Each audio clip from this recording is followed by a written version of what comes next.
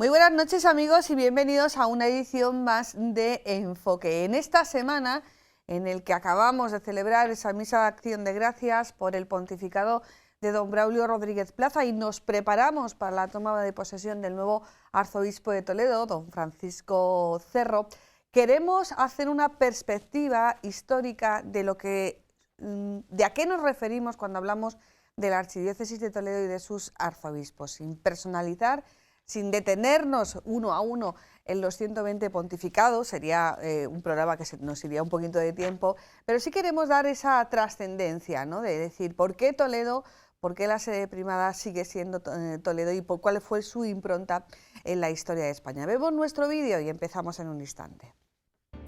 Desde los orígenes de la Iglesia, la figura del obispo ocupó un lugar fundamental en su estructura y organización. Él es sobre todo el sucesor de los apóstoles. Para San Ireneo, esta sucesión ininterrumpida era la garantía de la transmisión de la verdadera fe frente a las interpretaciones heréticas.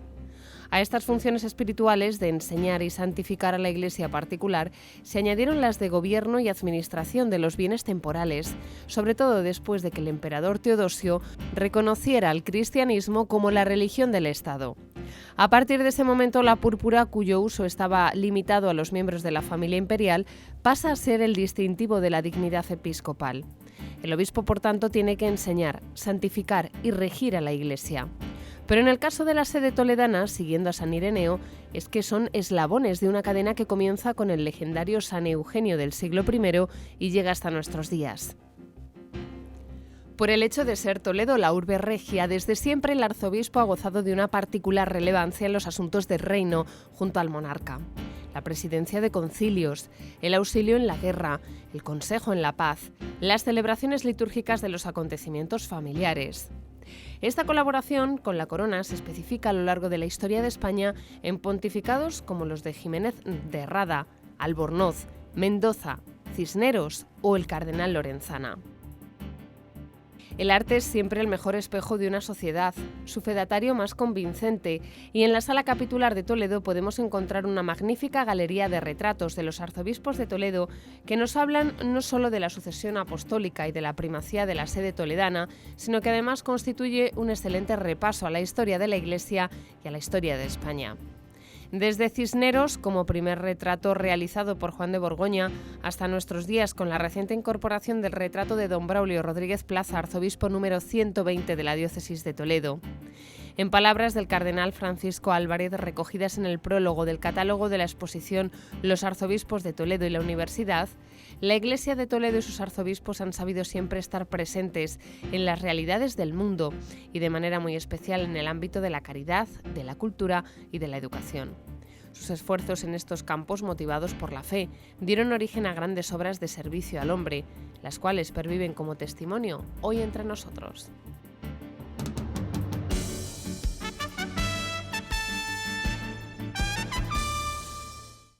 Estamos ya de vuelta y lo primero que tenemos que hacer es presentar a nuestros invitados, que la verdad que una vez más han dicho sí a estar con nosotros. Alfredo Rodríguez, doctor en Geografía e Historia, técnico del Archivo Capitular. Alfredo, buenas tardes. Hola. Buenas tardes, buenas noches. Buenas noches, Ana. Sí, es que se nos hacen ahora las tardes un poquito más largas, pero a las 10 de la noche nos pongamos como nos pongamos, sí.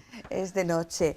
Tenemos también con nosotros a Julio Martín, él es doctor también en Historia del Arte.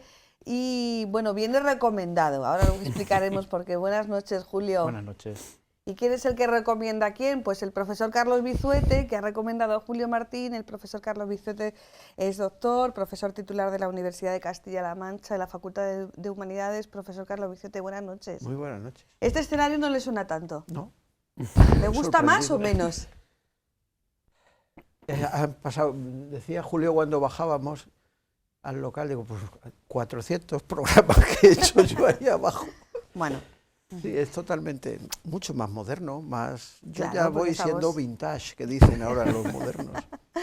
Bueno, cuando preparábamos este programa sobre los arzobispos de Toledo, yo hablaba en primer lugar con el profesor Carlos Bizuete y le explicaba lo que yo quería. Quería hacer una perspectiva, una panorámica de por qué la archidiócesis de Toledo, por qué los arzobispos de Toledo tienen esa impronta en la historia de la Iglesia y la historia de la Iglesia de España, y en la historia de España, Y bueno, ¿cuál es el momento actual? Sin detenernos, porque no nos va a dar tiempo, en pontificado por pontificado, aunque sí haciendo algunas acotaciones sobre cardenales que todos tenemos en la memoria y sobre todo afrontando, ¿no?, lo que viene a ser en la Archidiócesis de Toledo, bueno, pues la sucesión apostólica, el cambio de un arzobispo por otro. Carlos, ¿por qué has recomendado a Julio? Porque Carlos fue el que dijo, pues los nombres Julio. van a ser tales. Si esto hubiera sido hace 5 años, aquí habría estado Fernando Llamazares, Sí. Julio Martín y probablemente yo. Y otras personas que también nombramos, por Sí. ejemplo, Juan Sánchez, Porque también podría haber estado. Julio fue cuando organizamos en la Noche de los Tiempos, yo creo que aquella exposición sobre los arzobispos de Toledo que nos encargó la universidad, la parte artística la concibió Fernando Llamazares, muerto hace casi un lustro, la parte histórica me tocó a mí, y el apoyo que nosotros tuvimos, inestimable, fue un entonces joven becario, Julio Martín, que hizo con nosotros muchos kilómetros, discutimos muchísimo y fue para nosotros... Me extraña, Julio, discutir con Carlos, ¿verdad? Y fue para nosotros una ayuda fundamental en la realización de la exposición, que yo creo que luego le sirvió para su desarrollo profesional, por lo menos en una etapa de la vida. Y entonces a mí me parece, primero, que estaba familiarizado con el tema de los arzobispos y con la importancia de los arzobispos, y que yo creo que estará muy bien, como vamos a comprobar en esta ¿Por qué noche. los arzobispos de Toledo, por qué la Archidiócesis de Toledo tiene esa impronta en la historia de la Iglesia y la historia de España? ¿Es algo del toledano que se mira mucho a su ombligo o tiene realmente una base histórica? Tú que estás ahí de custodio de todos esos documentos, Alfredo. Bueno, claro, hay una base histórica desde que en época visigoda el arzobispo de Toledo se convierte primero en metropolitano de la provincia de la Cartaginense y luego en primado, diríamos, en jefe de la Iglesia, por decirlo de una manera muy, muy sencilla. Lo que pasa es que luego, aparte de esto, que sería una cuestión como de derecho, podríamos decir, pues luego hay por una serie de circunstancias históricas a lo largo de la Edad Media, por cómo se va produciendo la Reconquista, lo que es el territorio del arzobispado va incorporando pues, territorios muy amplios y se convierte en un arzobispado muy grande. Eso le va a dar también otro tipo de poder más económico que jurídico, que político, digamos, al arzobispo de Toledo. Pero vamos, sí, hay una base histórica. No es una cosa del toledano. No, y además ha sido discutido. Vamos a ver. El hecho de la primatura, diríamos así, fue puesto en cuestión desde la diócesis o desde la archidiócesis de Tarragona. De tal forma que el arzobispo de Tarragona se sigue titulando primado de España. Y el argumento que se emplearía en este caso, tú has citado antes la sucesión apostólica, ellos dirían que aquella sede tiene su origen nada más y nada menos que en San Pablo. Y fue discutido también en la Edad Moderna, al principio, finales de la Edad Media, principios de la Edad Moderna, por la diócesis de Santiago de Compostela. Hay un pleito entre Tavera, el padre, Fonseca, el padre, con Cisneros. Y hay una enemistad entre Fonseca, Alonso de Fonseca, al que llamamos segundo, y Cisneros, precisamente porque Fonseca lleva a Roma lo de la primatura con relación a la Iglesia compostelana. Supongo que argumentando también el hecho de que allí están las reliquias de Santiago. Por lo tanto, ninguna de estas dos pretensiones acabó con la primacía de la Iglesia toledana. Entonces, razones de carácter histórico y razones de carácter económico pusieron a la diócesis de Toledo en el primer puesto de la Iglesia en España durante la Edad Media y durante la Edad Moderna. Todo esto luego en la Edad Contemporánea queda un poco en una especie de título honorífico. Bueno, luego iremos a la Edad Contemporánea, pero sí que se puede establecer que hay una edad de oro de la Iglesia toledana directamente vinculada con la historia de España. Sí. Y unos cardenales que son... Arzobispos, porque no arzobispos. todos fueron cardenales. Porque si vamos, yo creo que de los que primero uno, diríamos, entrarían en esa lista dorada de los arzobispos toledanos, probablemente Jiménez de Rada, que no fue cardenal. Y es el que impulsa la catedral. Sí. Gonzalo García Gudiel, que sí es cardenal, finales del siglo XIII, sí, Tenorio. Tenorio, que es el que construye el claustro, si vamos vinculando a la... Pero vamos, Tenorio hace otras muchas cosas, funda el puente del arzobispo y construye el puente que se llama del arzobispo. Siempre se nos vienen a la cabeza los grandes, grandísimos, ¿no? Mendoza, Cisneros, otros de la Edad Moderna, vinculados tanto a la catedral como, si entramos ya en el gobierno del reino, habría que citar a Portocarrero, sí, que es el que fabrica, diríamos así, la llegada de los Borbones. ¿Y cuáles son las circunstancias que hacen que estos cardenales, que los arzobispos de Toledo tengan tanta influencia política, económica, social y por supuesto religiosa? ¿Porque realmente son personas de gran valía o es la coyuntura la que les hace ascender de esa manera? Julio. Pues un poco todo, en realidad. Apuntaba Alfredo la extensión, la gran extensión que alcanza el territorio arzobispal con todas las sedes sufragáneas que tiene. Eso ya de por sí se manifiesta a través de unas posibilidades de acción que otros prelados no van a tener, evidentemente, ¿no?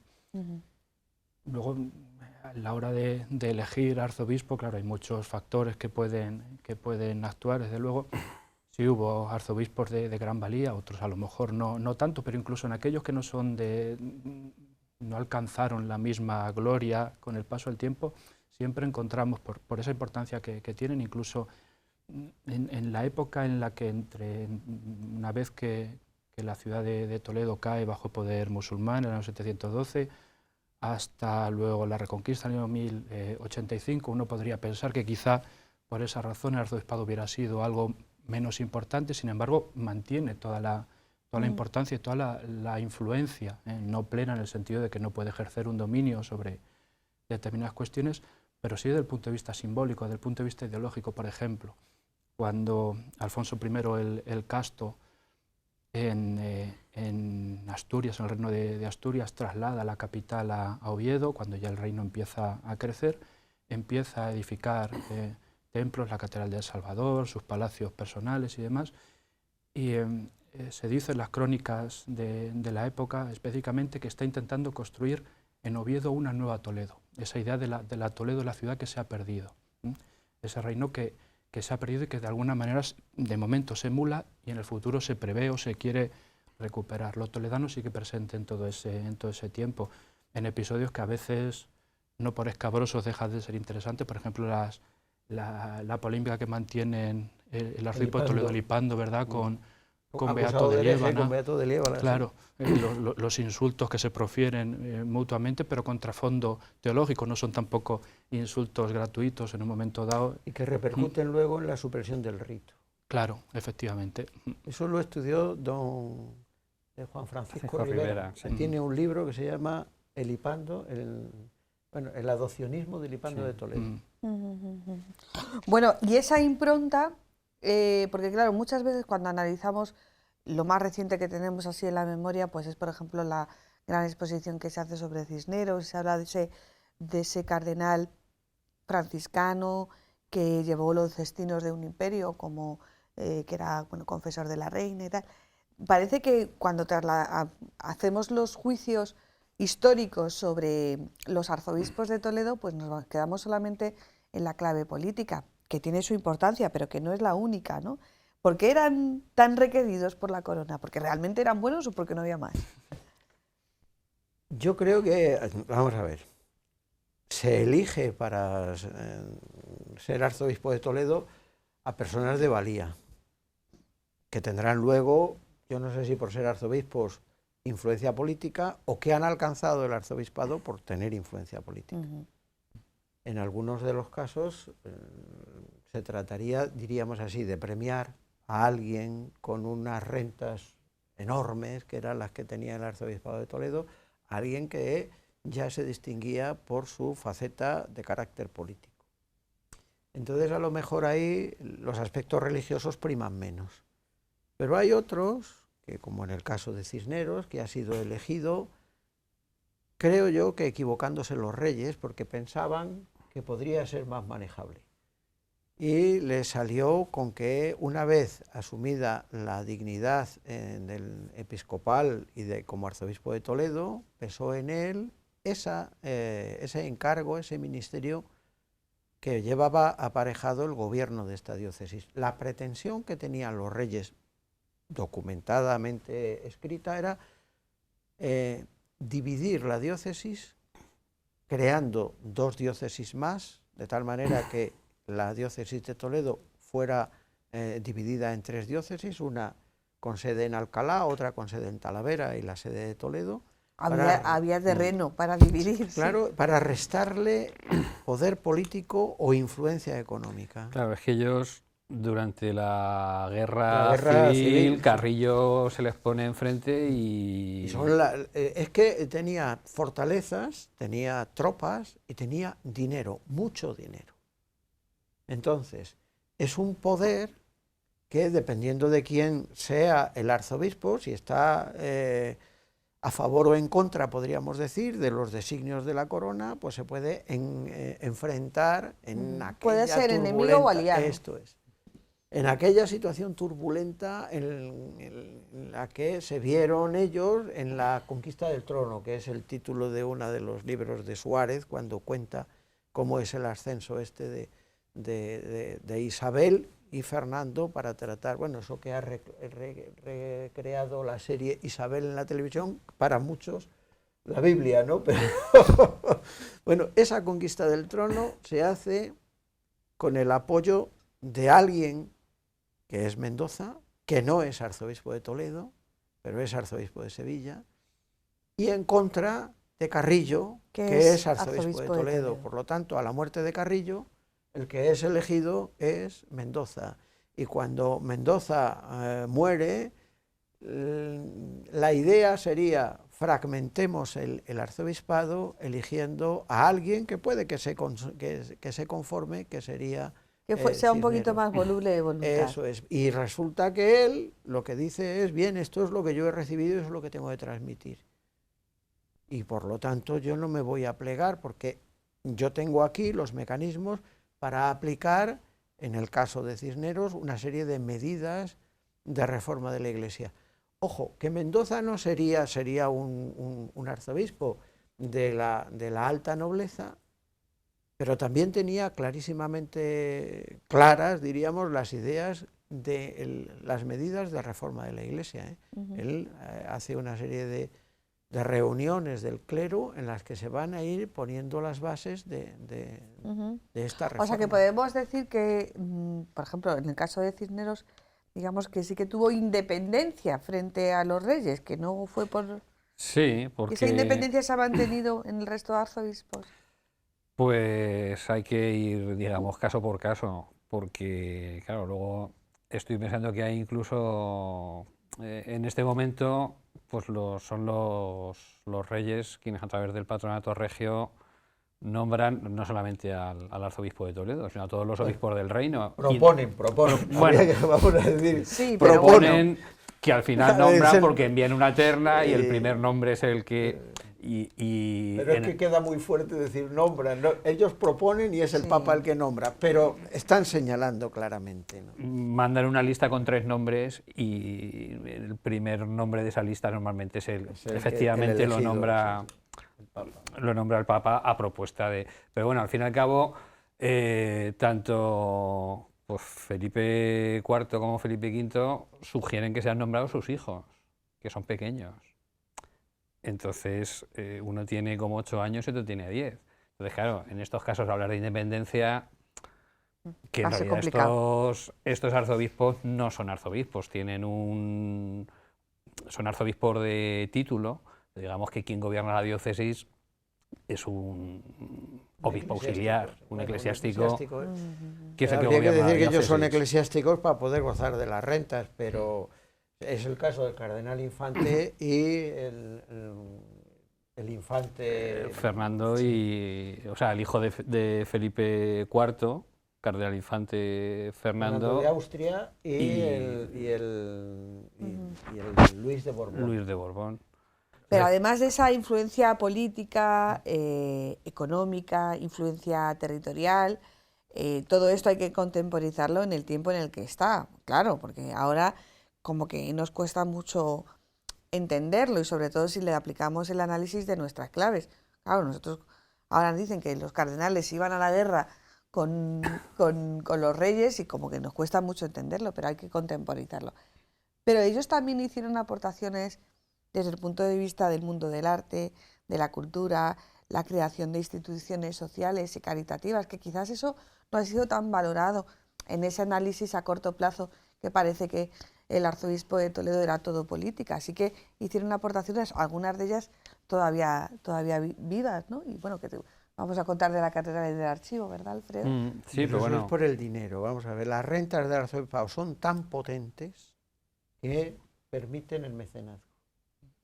Y ahora ahí entran las características personales del arzobispo y sus propios gustos. Los hay que tienen unos gustos, podríamos decir, exquisitos, y salen unas obras verdaderamente maravillosas que seguimos contemplando.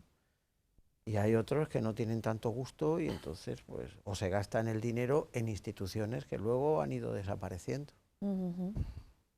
Tavera construye, y nos acordamos, el hospital. Pero las rentas del hospital provienen de las rentas de las que había recibido el arzobispo. Mendoza hace el hospital de Santa Cruz, pero ha creado en Valladolid un colegio. Cisneros lo que está creando en Alcalá es la universidad.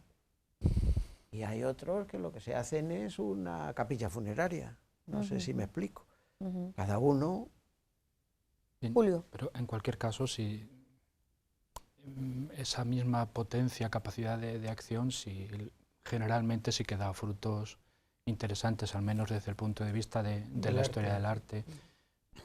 No sé, la importancia de, por ejemplo, Tenorio, que apuntabas hace un momento, con la capilla de San Blas. Con la capilla de San Blas, la documentación que existe acerca de los artistas italianos que él trae, puesto que ha estado allí, se encarga también de traer libros que Albornoz había llevado a Italia, porque muere estando en Italia. Es decir, sí que hay una potencia de acción que se manifiesta en obras importantes y de gran calado. Por ejemplo, el protagonismo de Mendoza fundamentalmente, pero también Cisneros, también Fonseca, también Tavera en la introducción del Renacimiento en España. La primera obra documentada renacentista en arquitectura es precisamente la portada del colegio de Santa Cruz en Valladolid, que manda hacer Mendoza en un edificio muy interesante porque la estructura es gótica, como ocurre en esta época, a finales del siglo XV, pero de repente se coloca una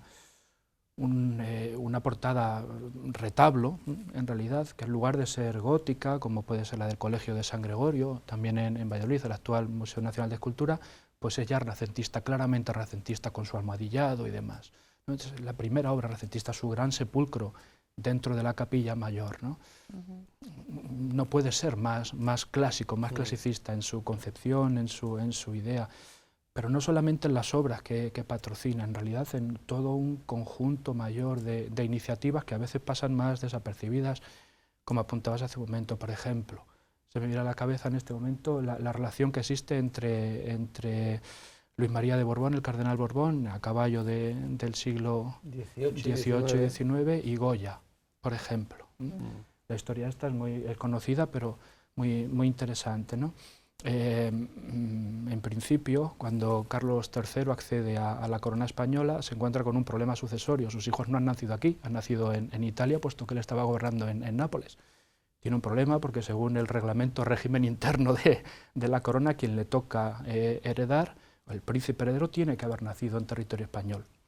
El rey siguiente, el sucesor, el heredero a Carlos III, debería haber sido su hermano pequeño, que también había sido arzobispo de Toledo, Luis Antonio de Borbón. Ya había abandonado, ya no era sacerdote en aquel momento. Se ve obligado de alguna manera Carlos III a buscar una solución para que el heredero sea su hijo y no su hermano y la descendencia de su hermano, ¿no? Entonces dicta una pragmática sanción en el año 1776, prohibiendo los matrimonios morganáticos, en el caso de la corona, los matrimonios desiguales en general. Y su hermano, por casualidad, se había casado. Se acaba de casar, se está casando con una zaragozana, que es donde viene la historia, ¿no? De tal manera, claro, todos los hijos de ese matrimonio quedan excluidos de la línea sucesoria, sí. Les está prohibido usar el apellido Borbón, tiene que marcharse incluso de la corte. Entonces Luis Antonio de Borbón va montando pequeñas cortes en los alrededores de Madrid, en Boadilla del Monte, en el palacio que le construye Ventura Rodríguez, que se planea que sea la sede de la SGAE hace unos años, luego aquello quedó en nada. Una corte también en Arenas de San Pedro, que construye el palacio de nuevo Ventura Rodríguez. En esa corte, por ejemplo, el que hacía las composiciones de la música de cámara era Boccherini. O sea, no estamos hablando de cualquier músico, es una corte con toda su prestancia. Es en ese contexto donde nace Luis María de Borbón. Que luego se educa aquí. Claro, se educa aquí con Lorenzana. Se educa Lorenzana. Claro, con parte de las colecciones de los jardines botánicos y más que había formado el padre, junto con los que aporta el propio Lorenzana, ¿no? Entonces, por esa naturaleza zaragozana de la madre, se produce ya de pequeño un contacto muy estrecho con Goya. El acceso de Goya a la corte de madrileña, a la fábrica de tapices y todo esto se produce a partir de la relación que se establece mediante Martín Zapater, el amigo de toda la vida de Goya famoso, con esta familia. Empieza a pintar para ellos, los retrata siendo pequeños, antes de venir aquí a Toledo, con la Sierra de Gredos al fondo, en Arenas de San Pedro, y luego cuando ya los niños crecen, se ha asegurado la herencia en Carlos IV, ya cedido al trono, ya no hay problema, son rehabilitados todos. Los tres hermanos eran un chico y dos chicas. La chica será la duquesa de Chinchón, que casará con Godoy. O sea que en esa historia que parece que ya centramos en Madrid, porque ya la corte estaba en Madrid, ya la capital del reino, sigue estando ahí Toledo como de hilo conductor. Y hay otra cosa que a veces se nos escapa, quiero decir que, bueno, vemos un edificio y el edificio sigue estando ahí. Pero hay una influencia por parte de los arzobispos que tiene que ver con el mundo, no sé si es de las ideas o de la cultura. El patrocinio de ediciones, las medidas del Romano, por ejemplo, que sufraga, diríamos así, o patrocina el arzobispo Fonseca. Es el libro fundamental para la introducción de la arquitectura renacentista en España. El primer tratado de arquitectura escrito en España. Publicado en Toledo.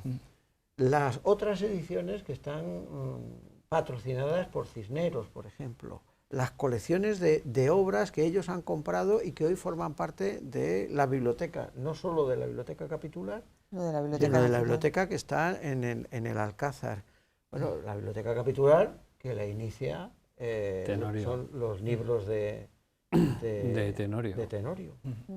Entonces, estas cosas que no vemos porque no están hechas en piedra, también hablan del patrocinio, si queremos llamarlo así, patrocinio cultural de los arzobispos de Toledo, que ha sido muy importante, porque eran hombres, la mayor parte de ellos, con inquietudes culturales y muchos de ellos con una gran formación cultural. Ya hablamos de Cisneros, decíamos antes, Cisneros no era un frailecillo, un pobrecito fraile. Cisneros tenía estudios jurídicos y había sido el vicario general de Mendoza cuando Mendoza era obispo de la diócesis de Sigüenza. El archivo de la catedral y la biblioteca de la catedral son muy conscientes de esa impronta en la... Pero además esto tiene un alcance internacional, porque vosotros recibís a muchísimos investigadores de todo el mundo que van buscando no solamente la historia de España, sino la historia probablemente de su país aquí en Toledo. Claro, nosotros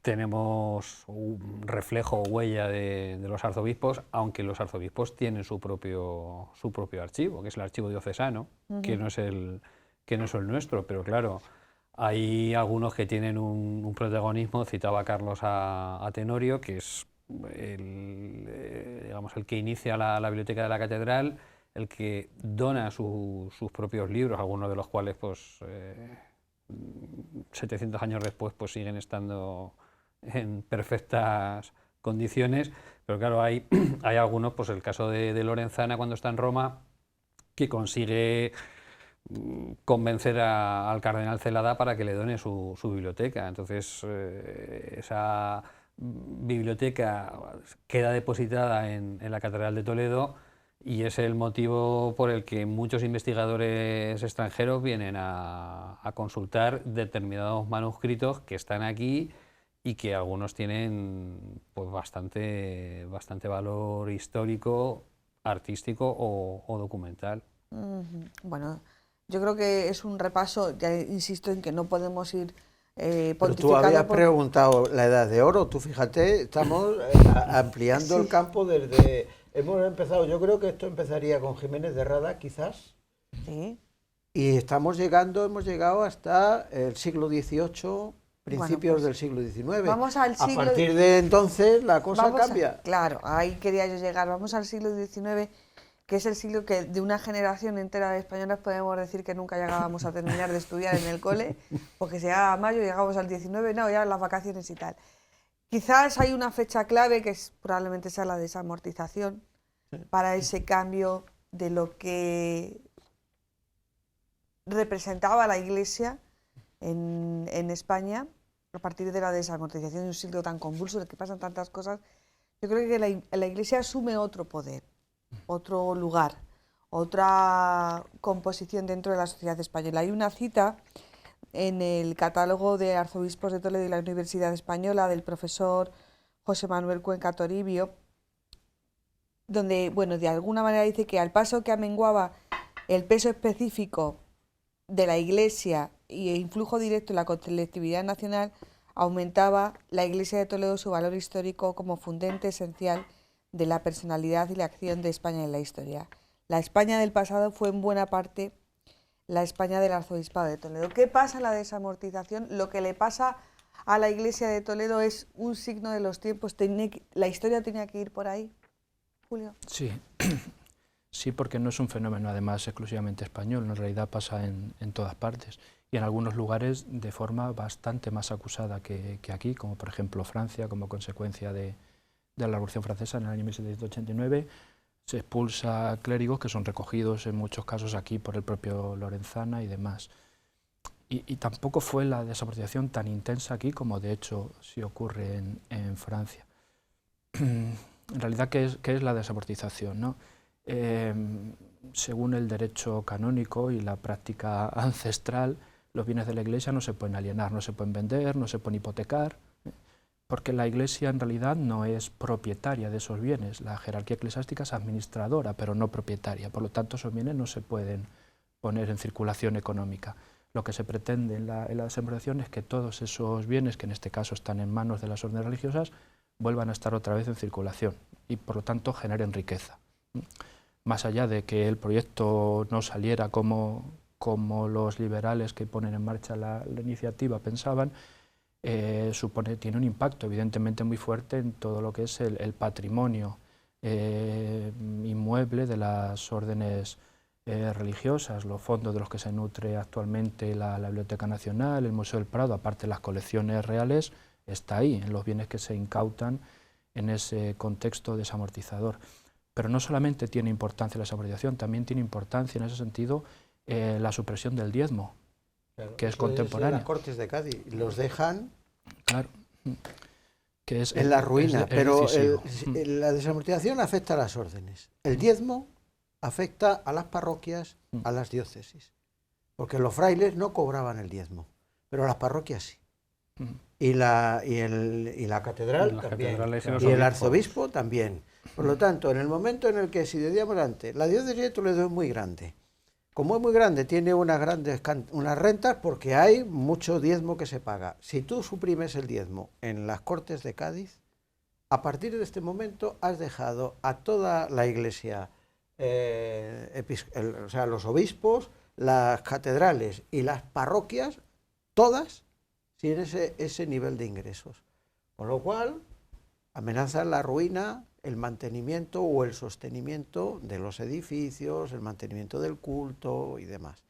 Esto origina una situación no solo económica, sino también de tensión entre el reino, vamos a decir así, o la monarquía española y la Santa Sede.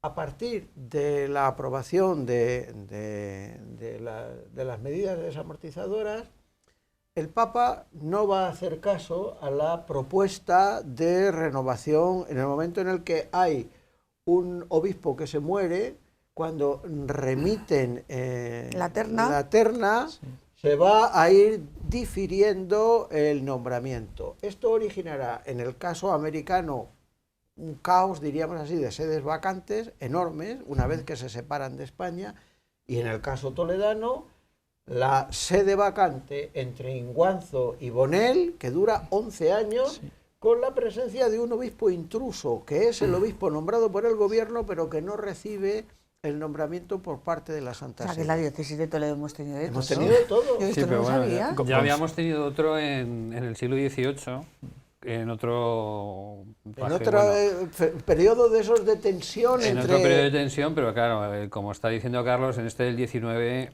pues la tensión era muy superior, porque al final había un cambio de modelo social en el que la Iglesia sale perdiendo, por decirlo de una manera muy sencilla.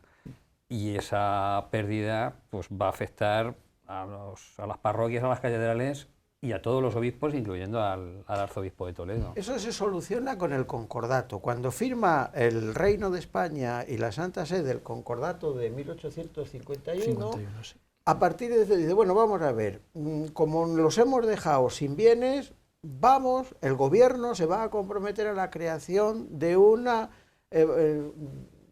partida presupuestaria que se llama de culto y clero.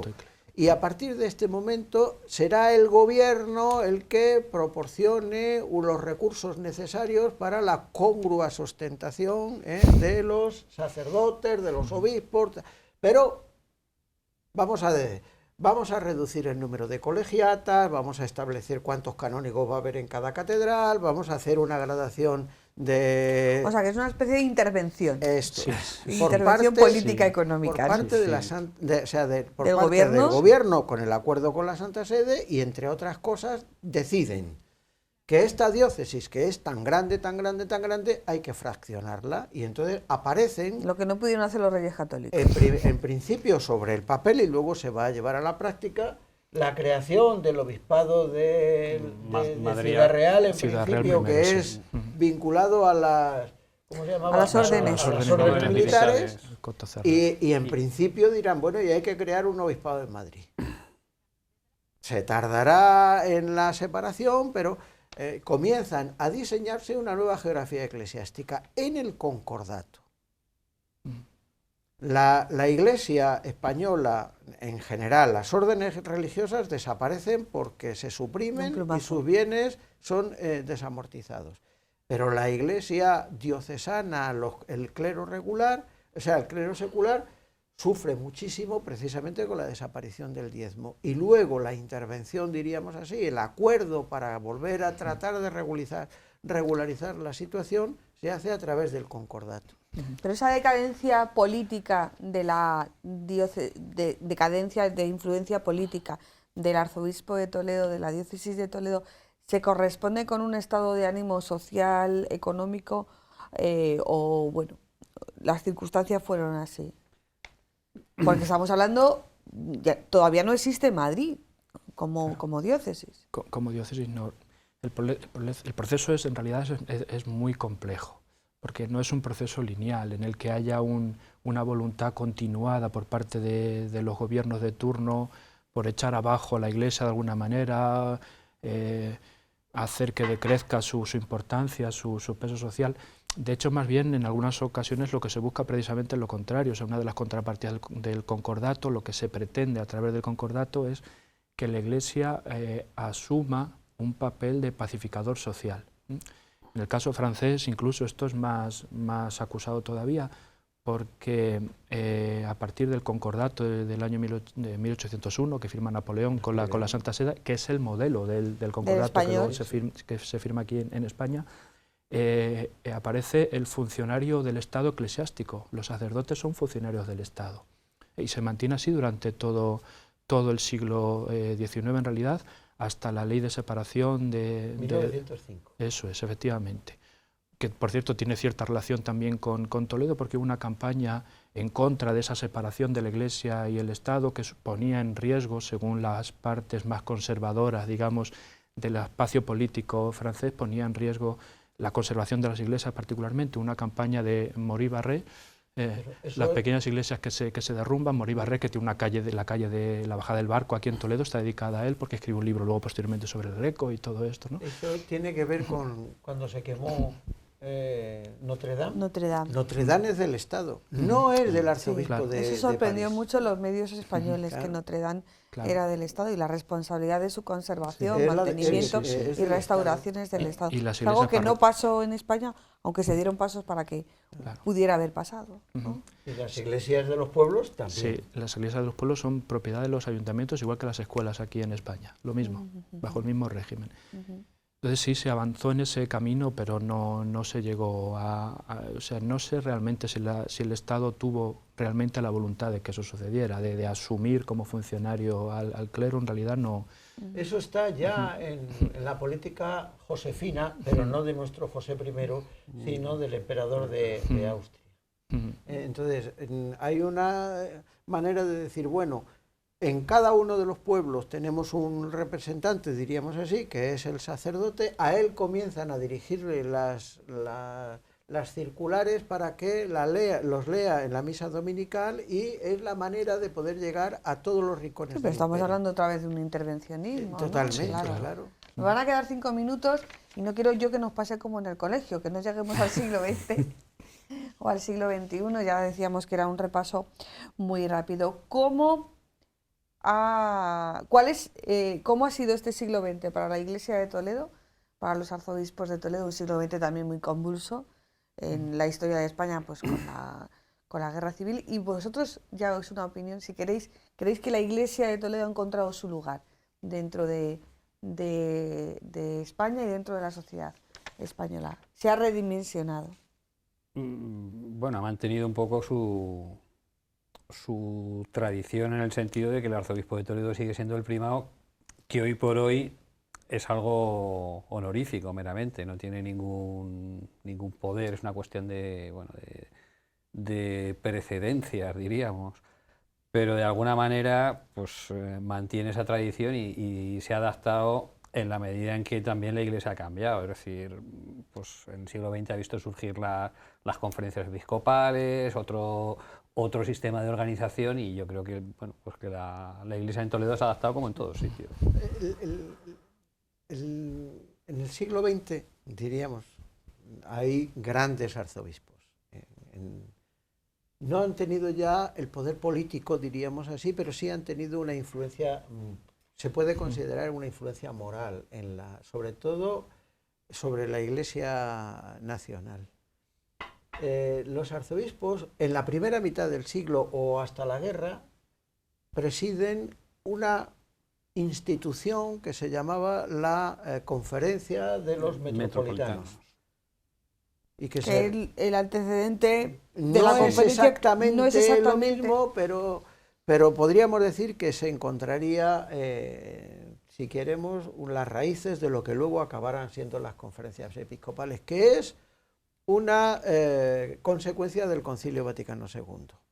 Pero claro, la conferencia episcopal, como hay que recordar, no tiene ninguna función ejecutiva, diríamos así, o jurisdiccional en las diócesis. En las diócesis siguen mandando los obispos, es un instrumento, yo no sé si decir de coordinación de los obispos de una determinada nación, ¿no? Entonces, bueno, al aparecer la conferencia episcopal, parece como si en la mentalidad de la gente el presidente de la conferencia episcopal fuera la cabeza de la Iglesia en España. Mientras sí, pero que, con esa asimilación que tenemos de llevarlo todo a la clave política, Eso igual es. que hay un presidente del gobierno, pues hay un exacto, presidente igual de que hay los un comité obispos. federal de los partidos, pues eso, pero que no es así. Y en cambio, antes de la creación de la figura del arzobispo de Toledo, como primado, aunque ya no fuera una cosa tan clara como lo había sido en la Edad Media y en la Edad Moderna, presidiendo la reunión de los metropolitanos, pues tenían un peso y una influencia en el resto de la sociedad o de la Iglesia en España. Después del concilio, pues bueno, hemos tenido, que son los arzobispos de los que tenemos recuerdo,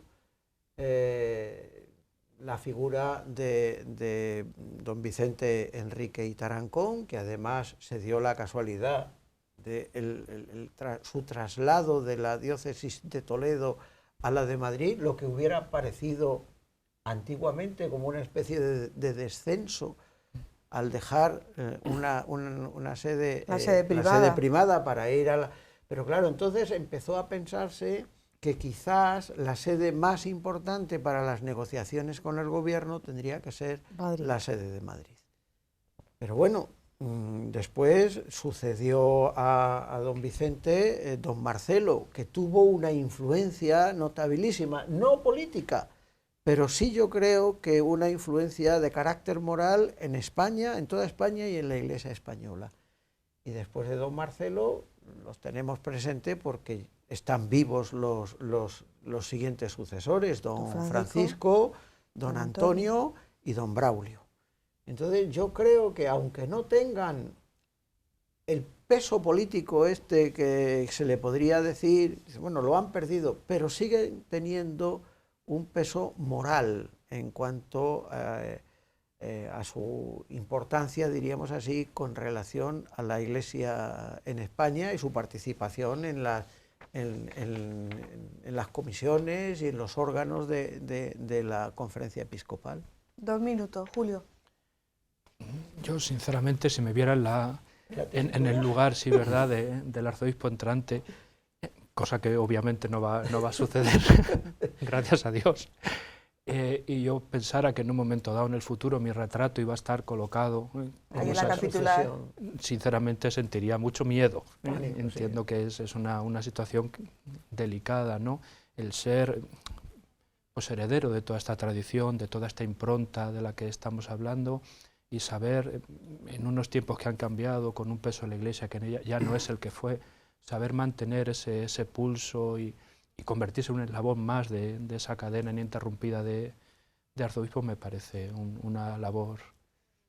pues, es el peso de la tradición. Sí, sí, ¿verdad?